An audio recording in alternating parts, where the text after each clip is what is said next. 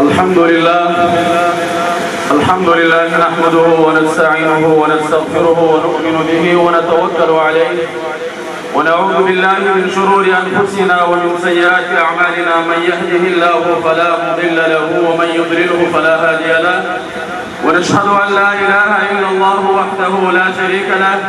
ونشهد أن سيدنا ومولانا محمدا عبده ورسوله سيد الأنبياء والمرسلين وخاتم النبيين وعلى آله وأصحابه وأزواجه أمهات المؤمنين. أما بعد، فقد قال الله تبارك وتعالى في القرآن المجيد والفرقان الحميد: فأعوذ بالله من الشيطان الرجيم، بسم الله الرحمن الرحيم: وقرن في بيوتكن ولا تبرجن تبرج الجاهلية الأولى، أو كما قال الله تبارك وتعالى. وقال النبي صلى الله عليه وسلم: ما من مسلم أن ينظر إلى محاسن امرأة أول مرة فيغض بصره إلا، أو كما قال عليه الصلاة والسلام. حضار محترمين وسامعين دي الله تبارك وتعالى بندگانو دي سرور کائنات فخر موجودات محمد عربی صلی الله علیه وسلم امتیانو،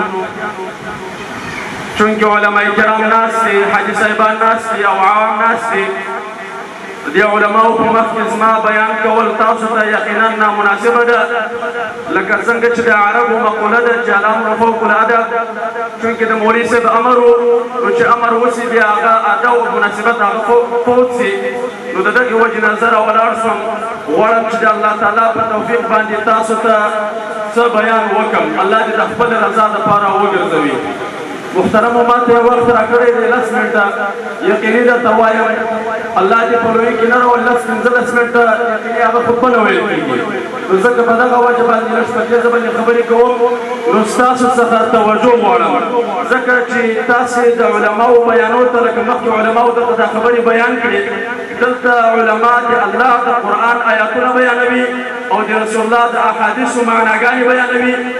یقینا چې څوک د الله تعالی او قرآن ته او د رسول الله او احادیثو مبارکو ته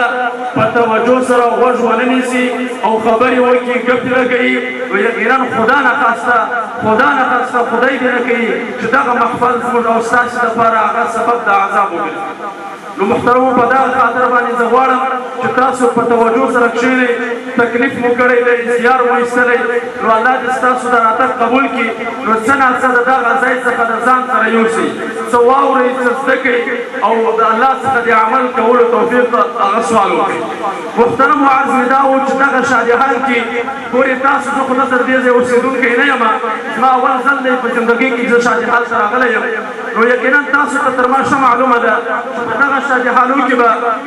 قسم فسق او فجور او ډمتوب کېږي. تاسو په سترګو لیدلی دی. نو یقینا دا د حیات الله او د مولوي صاحب د دوی برکت دی. الله د دوی په عمرو کې برکات واچوي چې دوی داسې محفل جوړ کړي چې هغه موږ او تاسې هم په دغه محفل کې شامل حال وګرځولو. یقیني په دغه محفل کې الله تعالی اکثریت سړي دپاره هغه مغفرت د ګناهونو کوي. پیغمبر صلی الله علیه وسلم فرمایي چې کوم بنده هغه یوه نیکه طریقه ایجاد کړي، بیا نور مسلمانان په هغه نیکه طریقه باندې عمل وکړي، تر قیامته پورې څومره په دغه نیکه طریقه باندې عمل کېږي، الله تعالی هغه ایجاد کوونکي ته ثواب ورکوي. او خدا نخواسته که چا د ګناه ایجاد وکړي، داسې یو کار یې وکړي چې هغه په شریعت کې حرام و، دی ایجاد وکړي، خلکو ته ورفکر کړه، د ده په دغه رویه باندې خلک ولاړل، نو څومره ګناهونه چې کېږي، نو دغه انسان ته چا چې ایجاد کړی د ټول ګناه چې کوم دی الله تعالی په ده باندې چې کوم دی هغه باروي.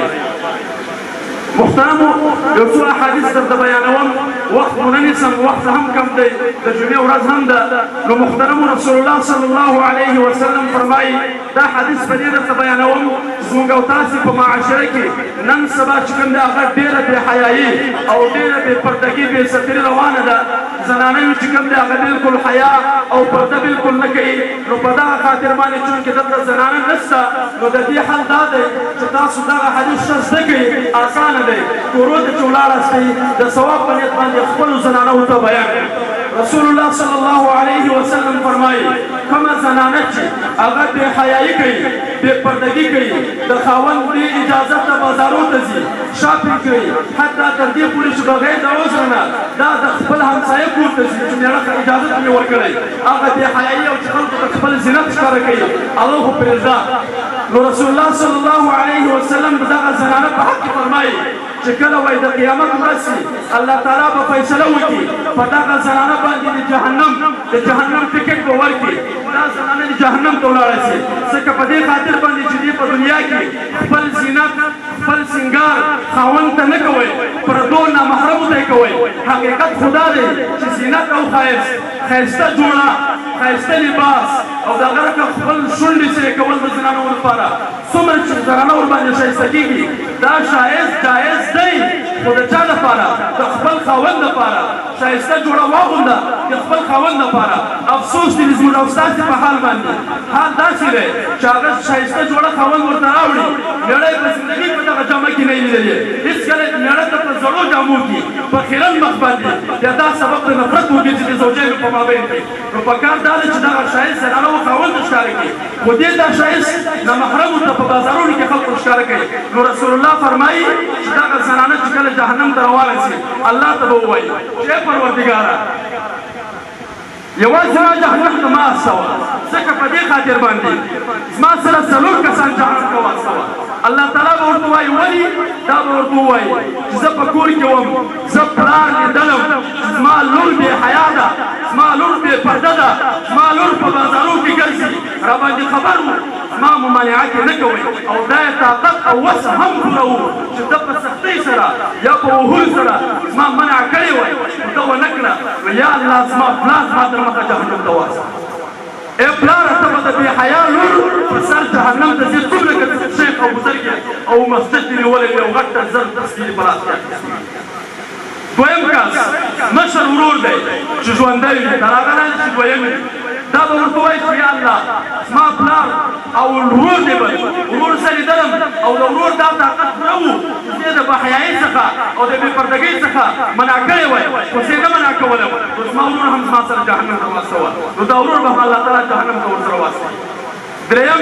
هغه خاوند دی دا به ورته ووایي چې ای پروردګاره زما خاوند په ما باندې خبر وو زما بېحیایي او بې پردګي کوله یا الله زما خاوند زما سره جهنم ته واستوه الله به دا فیصله هم ومني ورسره او بل مور ده مور به ورته یاده کړي چې دا مور په ما خبره وه اوس که څوک پوښتنه وکړي چې نن سبا خو د مور خبره څوک اوري نه خو سړی د مور خبره نه اوري حل دا دی چې مور ته دا پکار ده چې دا مشر زوی یا خپل خاوند چې نجلۍ پلار باندې خبر کړي چې یا لور دې په دغسې هغه کارو باندې وخوته ممانعت یې ورته بیا د مور غاړه چې کوم دی خلاصېږي دې دا ونه کړه نو ته چې کوم دی هغه جهنم ته واستوه نو دغه څلور کسان الله تعالی به چې کوم دی هغه جهنم ته واستوي بل محترمو نن سبا نکاحونه موږ او تاسې کوو ودونه کوو خو د دې لپاره حقوق دي د خاوند پر خپلې زنانه باندې حقوق دي او د زنانه پر خاوند باندې حقوق دي حقوق خو یې ډېر دي بیانولو ټیم هم نشته تاسو هم تنګېږئ ما ته معلومات دی ټول تنګ ناست دلته خفه کېږو به نه سره دلته که اوس ډنګ شروع وای ډنګتوب وای قسم په دین الله چې تر مازدیګره هم به خوشحالي راشي اوس د الله آیاتونه بیانېږي د رسول الله احادیث بیانېږي ټول تنګ شو دا زموږ او تاسې د ایمان کمزوري ده ما نه ټول خفه کېږو به نه حقیقت همداسې تاسې څه وبلې پوهېږئ حقوق داسې زه تاسو اجمالي د ټولو حقوقو ده خاوند هم یو حق هغه اجمال به درته بیان کړم په ټولو حقوقو کې چې د زنانه پر خاوند باندې حقوق دي هغه اصلیت او بنیاد اخلاق دي بس لنډه خبره هر خاوند ته دا پکار ده چې د خپلې بېبي سره په اخلاق باندې چې کوم دی هغه ژوند وکړي اخلاق څه ته وایي اخلاق دې ته نه وایي چې ته په ګناه وینه او منع یې مه کوه اخلاق دې ته وایي که په کور کې څه غلطي ځینې وشي دیګ ځینې خراب شي یا مثال په ډول څه ماشوم ځینې مثال یا مریض وي نور داسې افغانان داسې خلک دي چې ماشوم مریض وي هم ویې که دیګ کې مالګه زیاته وه هم ویې والله العظیم چې د دغه پوښتنه زموږ او ستاسې څخه کېږي نن چې ته په دې زنانه باندې طاقت لرې او ورباندې بر یې خو داسې یو بل ذات شته چې کله ورسې ستا څخه به دا پوښتنه کېږي او بل د خاوند چې پر زنانه باندې حقوق دي د هغې بنیاد اطاعت دی. هرې زنانه ته دا پکار ده چې د خپل خاوند اطاعت وکړي. د رسول الله صلی الله علیه وسلم په زمانه کې یوه بیبي وه، هغې خاوند محدثین فرمایي چې څوک وایي د تجارت دپاره ولاړی او څوک وایي چې نه د جهاد دپاره ولاړی. خو په هر حال دغه زنانه بره کور و لاندې د پلار کور و، نو دا خاوند چې کله د کوره وتی خپلې بیبي ته یې وویل چې کله زه د کوره ووتلم زما بې اجازې به ته چې کوم دی د کوره نه وځې. نو چې کله خاوند ولاړی پلار یې بیمار شو، نو دغه زنانه یو صحابي رسول الله صلی الله علیه وسلم ته واستوئ او ورته وفرمایل چې د الله پیغمبره زما پلار مریض دی، ما ته اجازت وکړه چې زه د خپل پلار د پوښتنې د عیادت دپاره ورسم. هغه پیغمبر د الله هغه ورته اجازت ورنه کوي. دا حدیث ورته لنډ دی درته وایم ټیم کم دی. نو بیا هغه زنانه بیا ورته پلار یې وفات شو، چې کله وفات شو دې زنانه بل صحابي ور واستوئ او ورته یې وویل چې د الله پیغمبر ته ووایه چې د فلاني بیبي چې کوم دی پلار وفات شوی دی، هغه ته غواړي چې هغه خپل پلار دغه ته